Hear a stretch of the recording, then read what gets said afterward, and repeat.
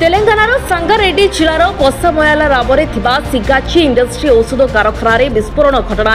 मृत्यु संख्या 34 को वृद्धि पाइथिबा बेले सेथिमध्यरु नवरंगपुर जिला झरिका ब्लॉक भिकिया पंचायत अंतर्गत आदिवासी कदमभट्टा ग्रामर 2 जीव श्रमिकों मृत्यु घटी।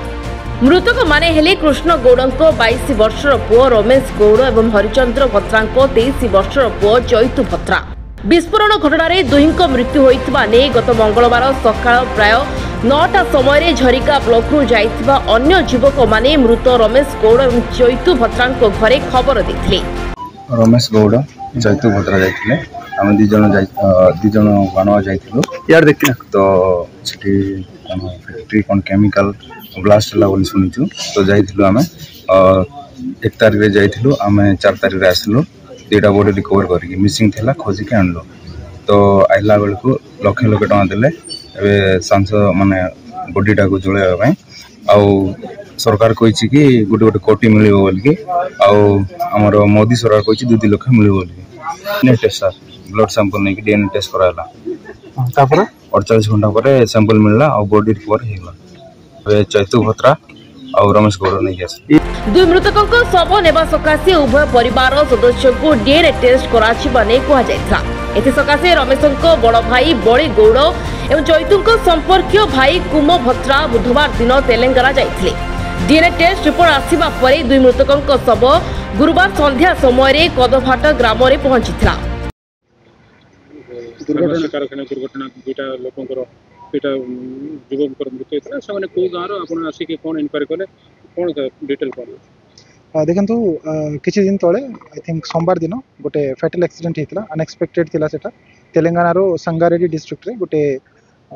कारखाना रे होता जोटी टोटल आम ओडिशार 8 जन श्रमिक काम करते से एक्सीडेंट रे तांकर मृत्युवरण होता आउ से भितर आम नवरंगपुर डिस्ट्रिक्ट 2 जन थे से 2 जन होती आमर झरिगा ब्लॉक स्थित ये कदभाटा गाँव आज आम ये आसचु सरकार तरफ जो आमर श्रम विभाग तरफ मुझे आसती स्टेटमेंट यहाँ नेली कि जेहेतु आमर श्रम विभाग किसी लॉ अच्छी जोटि कि जदि किसी बकेया बाकी थी से कंपनी रे किसी पेमेंट्स जदि बाकी थी तो सेटा आम ये करें कि माने आमर लॉ अच्छी आउ कंपेनसेशन फाइल करें आउ सेकेंड कथा वर्तमान जस्ट नाउ किसी समय पूर्वर माननीय मुख्यमंत्री sir actually 10 lakh rupees financial assistance CM relief fund रु अनाउंस करछंती तो आम जो 2 जन एठी डिसीज्ड अछंती ए गाँव चैनु भत्रा आ गोटे होचंती चैतु भत्रा आ गोटे होचंती रमेश गौड़ से सेटा आगामी दिन मानकर दिया हबो किछि पेपर वर्क्स थाए सेटा कंप्लीट होला परे तांकू से सीएम रिलीफ फंड से पैसा हम दे देबो। नवरंगपुर ए 2 जन का जायतंती ना के जायतंती देखो नवरंगपुर वर्तमान जहाँ इनफॉर्म अच्छे से भितर तो ये 2 जनकर ही डेड बॉडी आसी पारे और टोटल 8 जन थे तो 8 जन रु 8 जन डेड बॉडी आसी 2 जनकर ही नवरंगपुर थिला। एक्चुअली वर्तमान तो सेमती किसी इनपुट की इनफॉरमेशन मो पाखे नाही कि को अंचल रु के जाइछंती बिकॉज बहुत सारा जन काम करने जानती किंतु सरकार को न जनाई के जानती आमर ये भी अच्छे आम समस्त को रिसेंटली आउ सब मास रे भी आम अवेयरनेस कैंपेन करूँ कि आमर जो पंचायत एग्जीक्यूटिव ऑफिसर्स अच्छा या फिर पंचायत लेवल रे तांकर सरपंच अच्छा या फिर जो पीआर मेंबर्स अच्छा इनफॉर्म करके जानते बोले कि निजर अंगनवाड़ी वर्कर्स को इनफॉर्म करके जानते बोले तो किसी जन करती और किसी जन करती ना जो मैंने करती ना तो इनफॉर्मेशन हम पाखे न थाए बाकी हाँ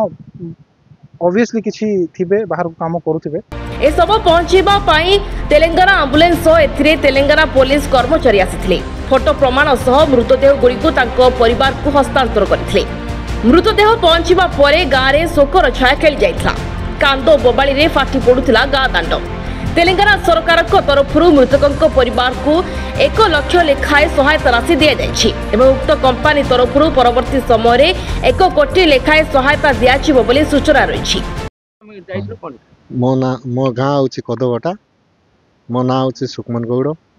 जे बर्तमान आम शुणलु जो 1 तारिख रे जो घटना होता आम 2 तारिख रे शुणलु 2 तारिख 7टा 8टा बेले खबर शुणला जाकि आम गोटे आम गाँव रु 5 जन मिसिके गलु से भाई मन ना जे तेलंगाना वर्तमान जाइछंती आम श्रमिक भाई माने 2 जन जाइछंती बोइलारु से ना धरिक कहले से आमर गुआलबेड़ा पिला जने फोन करथिले पुणी କିନ୍ତୁ ମୋ ନାଁରେ ମୋ ନମ୍ବରରେ ଫୋନ୍ କରିନଥିଲେ ତାଙ୍କର ପରିବାର ଭିତରେ ଗୋଟେ ନମ୍ବର କଲ୍ ଆସିଲା ସେଇଟା ପାଇଁ ଆମ ସାହାଯ୍ୟ ସହଯୋଗ କଲୁ ଆଉ ସେଇଟା ପାଇଁ ନା ଆମେ ବର୍ତ୍ତମାନ 2 ତାରିଖରେ ସନ୍ଧ୍ୟା 5ଟାରୁ ବାହାରିଲୁ 5ଟାରୁ ବାହାରିଲା ପରେ ତା 3 ତାରିଖରୁ ଆମେ ଯାଇକି ପହଞ୍ଚିଲୁ କଲେ ତାପରେ ଆଉ ଜଗିଲୁ 24 ଘଣ୍ଟା ପରେ ବାହାରିବ ବୋଲିକରି କହିଲେ ସେ 24 ଘଣ୍ଟା ପରେ 36 ଘଣ୍ଟା ପୁଣି ହେଲା ତାପରେ 9ଟା ସନ୍ଧ୍ୟା ବେଳକୁ ତାର ରିପୋର୍ଟ ଆସିଲା ପରେ ଡେଡ୍ ବଡି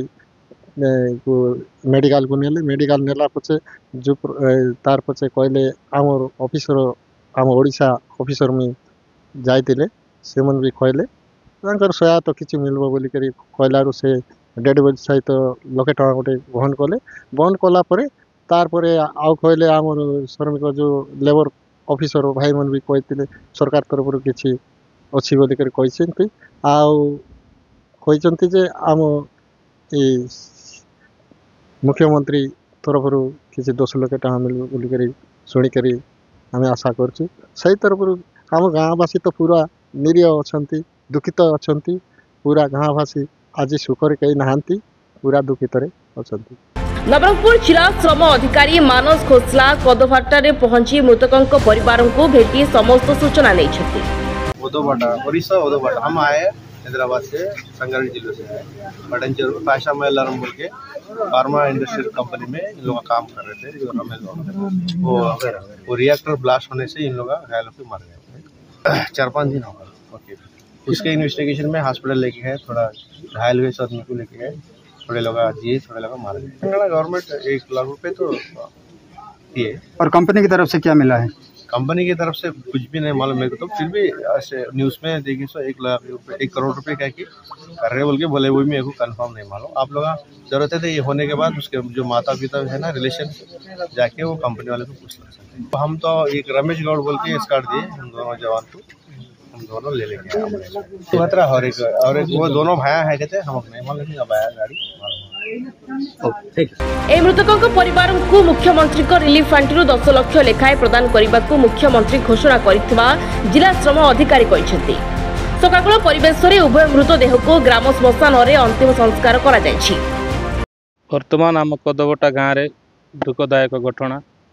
जो श्रमिक भाई माने काम करवा तेलंगाना संगारेड्डी जिले में जाइतिले जो विस्फोरण जो आज तांकर डेड बॉडी पहुंची तो बहुत दुखदायक घटना गाँव में पूरा सुखर छाया खेली जाइए जेहेतु तांकर 2 परिवार 2 जन रोजगारी पुआ को रही आम गाँ सारा लोक समस्ते दुखित अच्छा। तो तेलंगाना सरकार तरफ आणिक पहुँचेले तेलंगाना सरकार तरफ लक्षे टंकार केस भी शवदाह करने तेलंगाना सरकार तरफ ओडिशा सरकार तरफ तो आम बर्तमान शुणा पाँच 10 लाख टका कौन तार डिक्लेयर करी तो आम सीटा सठिक भाव में आम जापारनु बाकी 10 लाख टका देवे बोलिकी आम जो भाई मैंने जाइए प्रतिश्रुति देइछंती। फैक्ट्री तरफ कौन मिला?